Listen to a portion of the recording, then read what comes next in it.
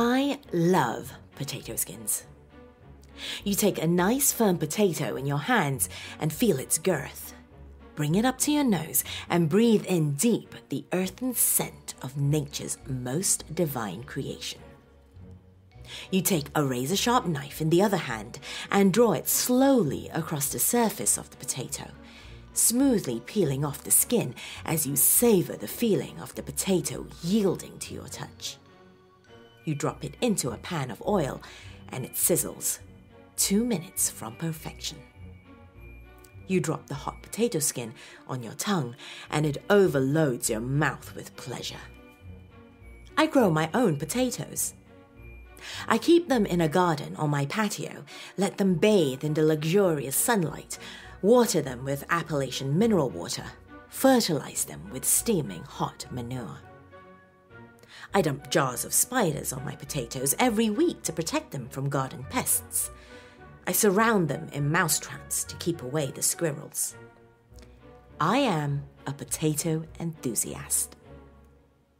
Last week, somebody smashed my potatoes. When I came out that morning and saw the massacre, I fell to my knees and cried for 6.7 hours. Then I went inside to check the cameras.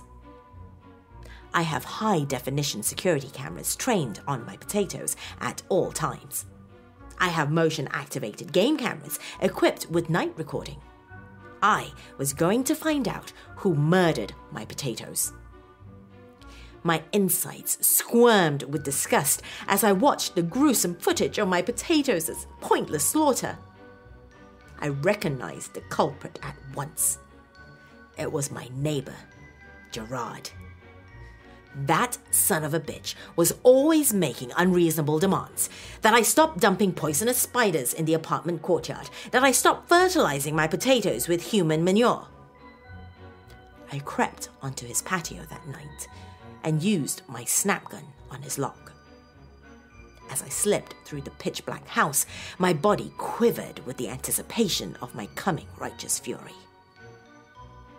As I knelt beside Gerard's bed, I felt another violent quiver of excitement. I shoved the chloroform rag against his face. He woke up kicking and struggling, but he was no match for my potato-fueled fury. His body went limp, and I shoved my rock-hard potato into his mouth and duct-taped it shut. I taped his arms and legs together and sat down on the floor, stroking my potatoes as I waited for him to awake. 16 minutes and 37 seconds later he awoke, and I began to peel. I held a potato up to my nose as I peeled Gerard, breathing in the heady scent, letting it fill my body with tingling pleasure. I took Gerard's skin to the kitchen and fried it up. Then I fried up some potato skins. I sat down next to Gerard and ate my delicious potato skins, savoring the culinary perfection. Next, I ate Gerard's skin.